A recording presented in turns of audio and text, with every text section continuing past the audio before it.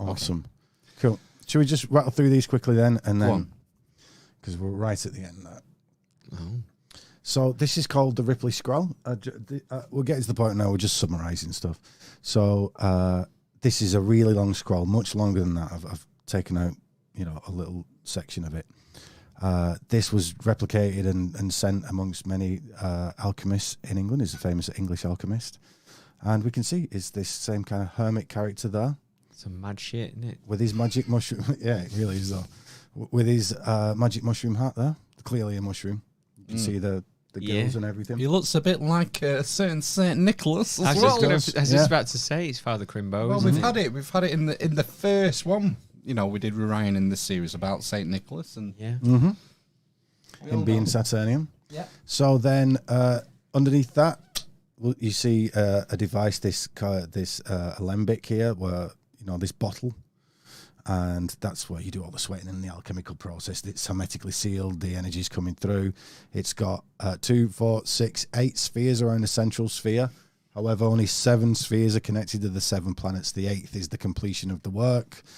Again, we've got these 2 polar Adam and Eve type amongst the tree of life on the right, which is actually the pole star, the male and the female getting married, going above. It's all the same stuff over and over and over again. And in a panel below it, if you can see in the bottom right hand corner, we got a dragon.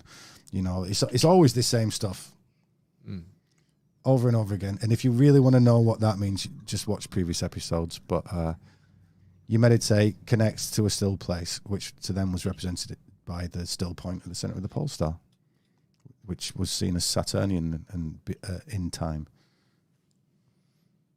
Yep. Here's Hermes. Lots of stuff there. Hermes is the best god. If you want to learn all this alchemy stuff, he is the guy, your guy of alchemy. He's your poster boy.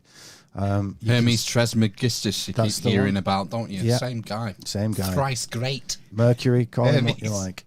Yeah. So, look at these at your will, but I'd just like to point out again, we can see a Hermes in the bottom left with lots of robes flowing around him, and once again you can see there's lots of mushrooms hidden in his robes. Oh my God! That? Yeah. There's caps everywhere. 1, 2, 3, 4, 5, 6. I count. Yeah. Should be 7 really, but maybe we're missing one. His hat itself, if you look towards the centre of that, his hats are clearly mushroom shaped. Could be. Yeah.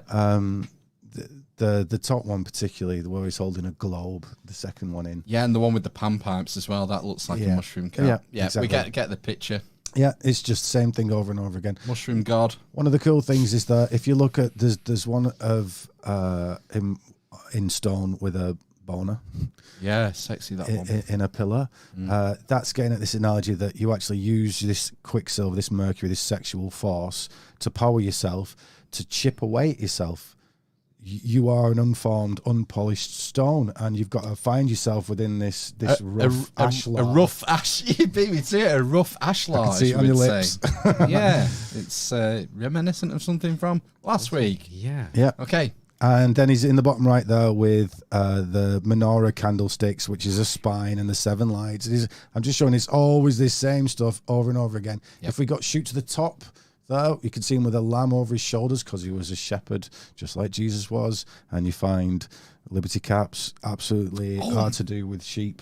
I'm just seeing this now, but that image with the lamb, if you look right in the middle of his chest, that looks very much like the compass and square. It probably is that too. Just seeing that or what? I can't tell from here, but you might well be right. I wish I could zoom in. It looks quite Freemasonic. Well, when I re-listen to this episode, I shall look it up for you and send you my findings. Yeah. I'll measure it out for you.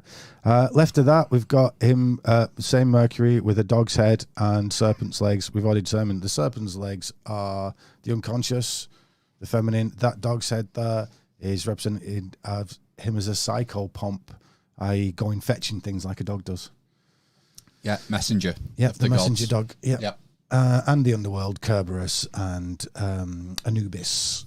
These dogs, underworld dogs, because they go and fetch things. There's a part of the psyche linked to Mercury and Virgo. Virgo is often represented by a dog because it's kind of the librarian part of your intellect. Somebody says something to you and then you do a bit of pattern recognition, and then there's some librarian goes in there, gets the book off the shelf, and then suddenly you're speaking whatever that was. Well, into the mind palace. Yeah, there's the fetching aspect of the intellect represented, cool. I.e. gnosis, because like with remote viewing and many of these other things, it's getting into that higher mind and not thinking and just kind of snatching up the first thing that comes into your head via that inner librarian. That, like, do you know what remote viewing is? Yeah, roughly? Remote viewing. Yeah, men who stare at goats. Yeah, well, that's how it's done. Yep, that's how it's done. Right, on that dog one, top row, the relief, not the statue. Okay. There's another sort of shell thing behind his head.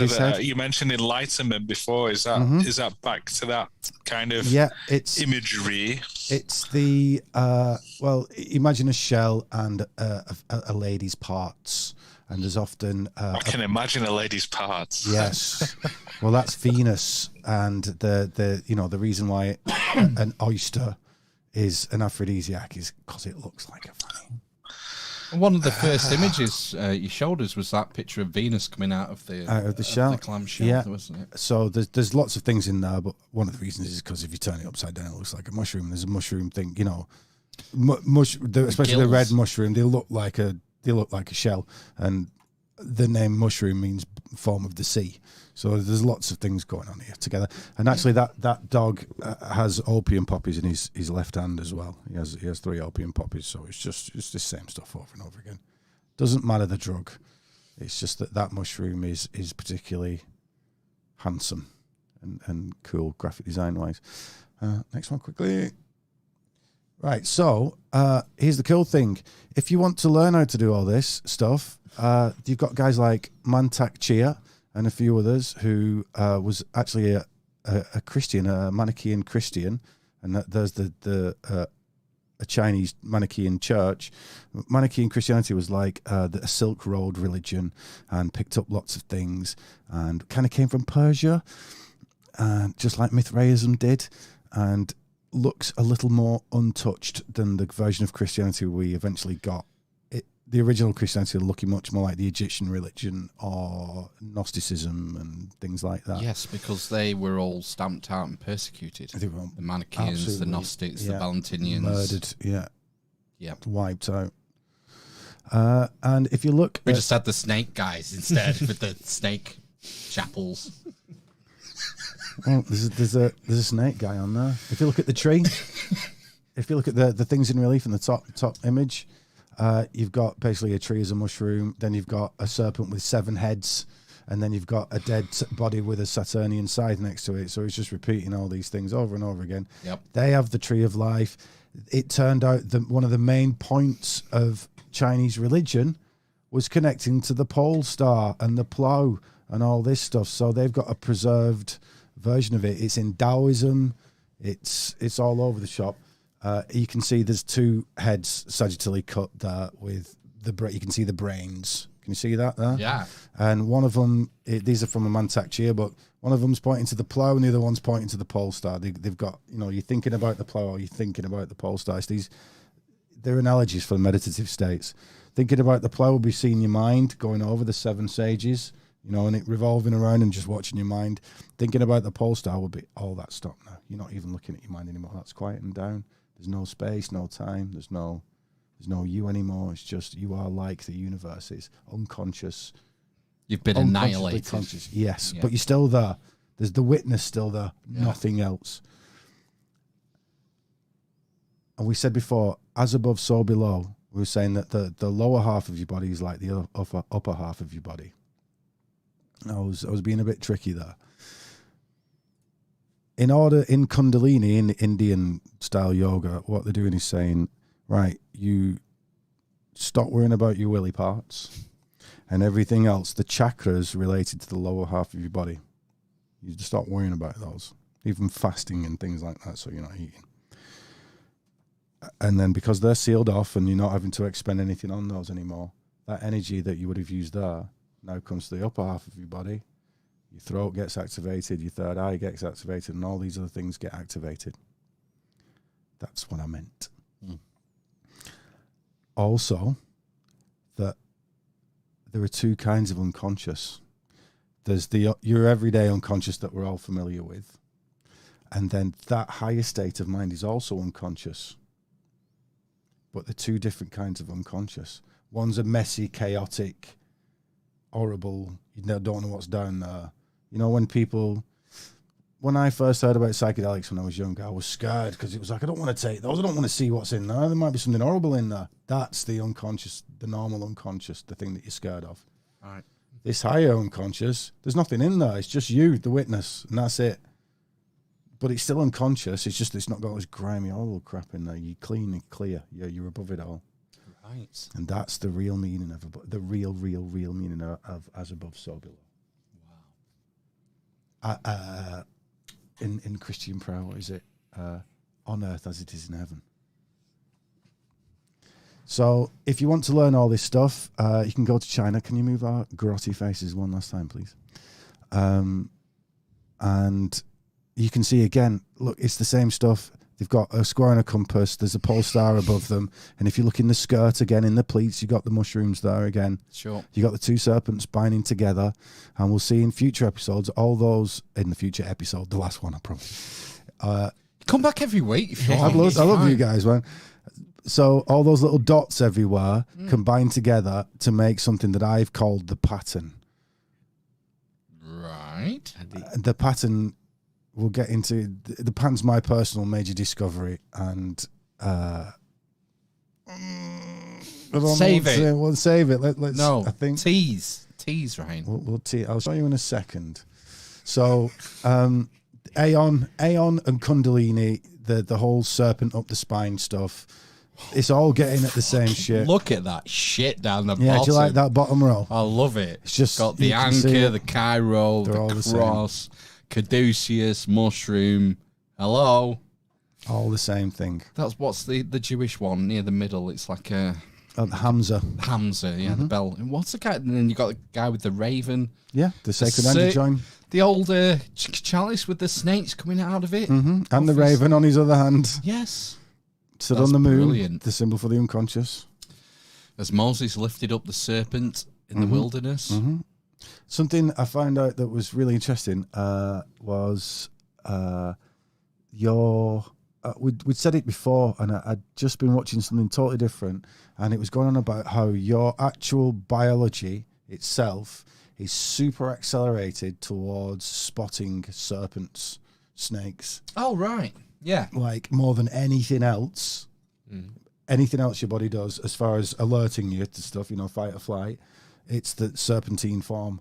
And it seems to be going way back. And it's there in lots of other animals. But your ability to spot a snake is just... So you can see why they're using serpents, because it's something you're scared of. There's all these unconscious things, like I was just saying about when I heard about psychedelics, and I didn't want to take them because I didn't want to see what was down there. Or you're scared of it. You're scared of these unconscious serpent impulses. So it's like Moses sticking the thing on the cross. Yes, it's getting this energy and having it fixed there. So you're kind of a magic person now. But it's also, in order to do it, you've got to take these unconscious, horrible, scary things and nail them on the cross and look at them. And go, oh shit, that's that scary thing. I don't even like to think about it. And then think about it, and then it reveals its mysteries to you. And then you go, oh, it's that time my dad hit me when I was 5. And I knew he was sorry because I saw the look on his face after, but it still affected me. Do you know what I mean? Wow. This thing didn't happen, by the way. I'm just using it as an it's an analogy. Yeah. Love it. So from the Jed pillar on the left down to the serpent in the cup and the Tau row on the end, they're all the same thing. Absolutely. All the same That's thing. Fantastic. I think that is your lotto. Yeah, that's just my own personal. Well, let's quickly do these. Have a look at some of the comments and see what we can come up with. Hopefully, there we are. Look at us fading in tastefully. That's lovely. Back in. Let's go through some of the because we've got some really cool comments off folks. Yeah. So don't want to ignore people. No. Blah blah. Kelly, Anna, thanks. Fantastic content, brilliant. Time is what makes this life experience feel so real. Time is the marking point, man. It's like the fact that we have seasons. Imagine if we had no seasons, the world just went round the sun. How would you measure it? We need to. The seasons are fundamental for our concept of time. It's so fundamental. It's crazy. Don't you think it's a bit of a coincidence? This is from Tony. Don't you think it's a bit of a coincidence how the sun perfectly eclipses? Oh, sorry, how the moon perfectly eclipses the sun. I don't know anymore. No, but you know, as a layman, yeah, how weird's that? The sun's 400 times larger than the moon, and the moon's 400 times, or is it 400,000 something? It's probably 432. Yeah, probably something like that. We're lucky that it covers it now. In like 100,000 years, it'll be smaller, and the ring will be bigger because the moon is moving further away. According 100,000 years ago. Yeah. Sorry, go on. But that's according to what we think now, but we don't have enough evidence to say any of these things are happening. It's like they look at the satellite and they say, oh, it's moving 4 inches away every year. Bullshit. That'll get rectified. Yeah. It'll move 4 inches away. It might move 4 inches away for 1,000 years, and then it'll start coming closer. Yeah. These things are in sync. Yeah. It appears that way anyway. This is just from looking at everything. This is our gut feeling. So we're no better than they are, but that's a gut feeling for them as well. Yeah, I can't prove it, but that is my instinct. Yeah, it's not a fucking coincidence, man. No, it's so weird. The moon's a very suspicious object, from it seeming hollow to all the stories about it to the fact that although the craters on the moon only go so deep, as if there's some kind of a shell inside it. The amount of titanium that's on the surface makes it really reflective, and it's like, why would you get titanium in that amount everywhere? The fact that they've launched rockets at it and it rang like a bell, seemingly hollow. You know, you hear a lot of the ancient stories, and they talk about a time when the moon wasn't even there, and that the moon was rolled in like a dragon's egg, they say. And an egg's hollow, so you never know. The travel system update. Yeah. And the effect that the moon. Well, another thing about the moon is that it's compared to every other planet, the moon's huge. Like, look at Mars, Phobos and Deimos, the two moons of Mars, are little asteroids. They're like little potatoes flying around the shop. The moon's like a quarter of the size. You know, you're supposed to be the hard one of the solar system, Mars. Work it out. Come on, with your little potatoes. Thanks, Tony. Kellyanna, also interesting is there isn't much evidence to suggest they would eat the beef after this ritual, mainly chicken. I don't know what that's in reference to. The slaughtering of the bull. Yeah. I don't know if they slaughtered a bull in the ceremonies. That would be quite expensive, wouldn't it? I mean, these guys were certainly limited. Imagine like you're turning up to the Masons, but you can't move out of your station to some extent. They were saying there's a freedom in there. A slave couldn't become the Grand Master. That wouldn't be cool. He can move up and down the ranks, up and down the grades, but he can't be, Grand Master. So I forgot what the guy was on about. It's a limiting factor. It's a limiting factor. Sacrifice is very interesting. It's like that was the whole thing of Jesus turning over the tables in the temple, because for the Jews they had to sacrifice a pristine lamb. I mean, it had to be pristine white lamb. And like at Passover, Jerusalem's like a festival. It's like Glastonbury in summer. And you don't want to risk. You're a poor working family with a bit of a homestead. You've got your pristine Passover lamb. You don't want to risk taking him through the middle of the town. So the guys who ran the temple said, we've got loads of lambs here. You just give us the money and we'll give you the pristine lamb. Or the dove, if you can't afford lamb. We'll give you a pristine white dove. And that's what Jesus was according to the story, that's where he was kicking off because they were. I won't go there. I think the sacrifice thing is really interesting, philosophically. People had worked something out that's really important there, and that is that you can't achieve anything without sacrificing. Like anything you want to achieve that's worth achieving, you have to sacrifice something. And then you can see how that idea, which probably did start off in animal sacrifice, and even like sacrificing your energy, I need to plant these crops. Well, it's going to take, 2 weeks to do that. Well, if we do it, we can live through the winter. Yeah. Well, that went from that, to animals. Animals are worth more. To your kids, to the kids of the elites. In Carthage and places like this, you hear about Sparta. Yeah, and so they realize that actually the more valuable the sacrifice, the more valuable it is. The more you can get from it. It's energy exchange in the end, but also like that human capacity to act out the psyche, to act out these understandings of the unconscious, much to our detriment much of the time. Look at the Aztecs and the Mayans for that. They went mad with it. Got Tony again. The first religion was ancestor worship and was universal. They all had a way of using psilocybin, mescaline, etc. Some places didn't have access to this, so they danced for days until they tranced out. Yeah, the whirling dervishes who are connecting to the pole star and doing the pole star spin. Yeah. There's lots of them like that. Well, as a kid, I had you taking the breath then, but as a kid, the first thing you do to get off your head is spin round. Yeah. Until you fall over. And that's why you're doing it. You're doing it. Oh God, it's a different state of mind. You're playing with your psychology. Mm-hmm. Ancestor worship was massive for the Romans. The upper classes would have like dedicated hall where they would have the death masks put up of all their ancestors. So if you went to Julius Caesar house, all the famous guys from the Julii family would be pinned up there, and that put pressure on you to get as done.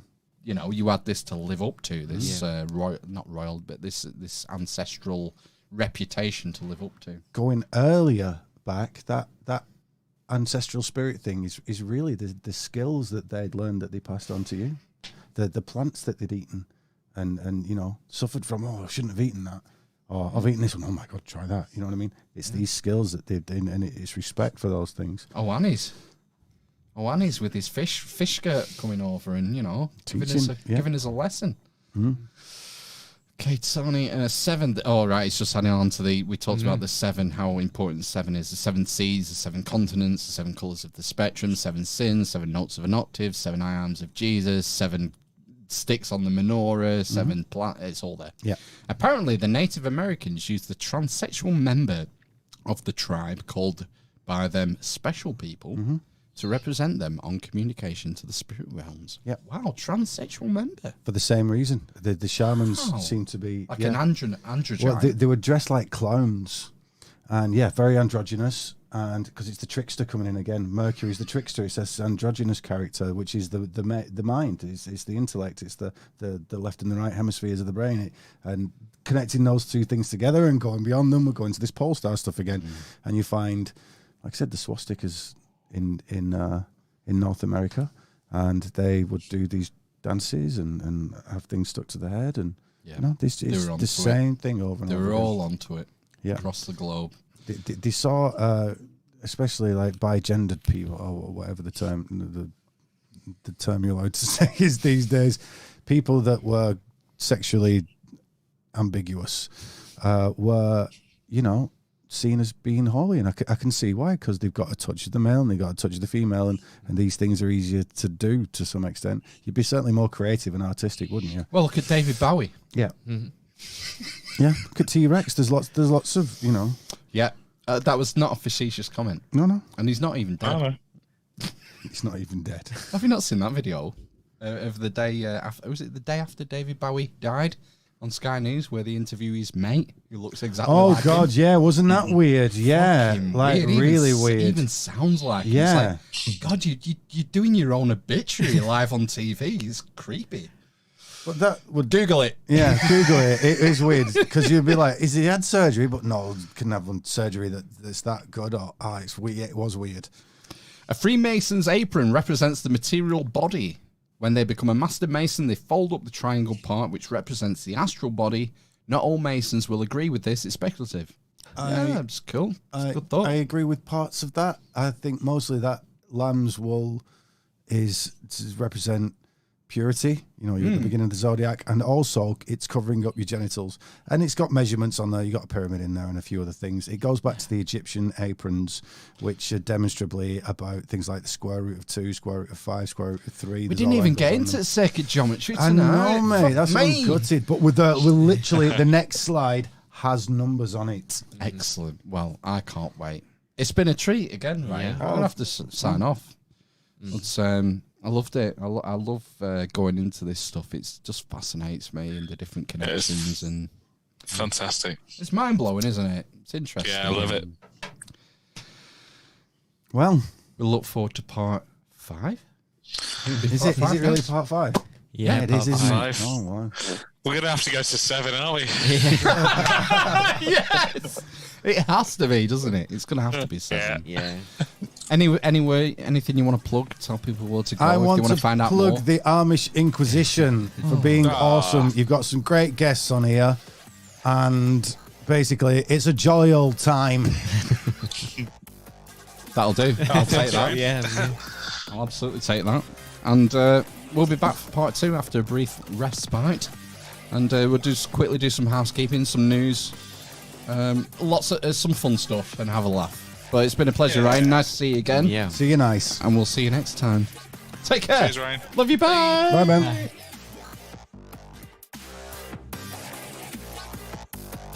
The dwarf, the cripple, and the mother of madness. Save Plotland.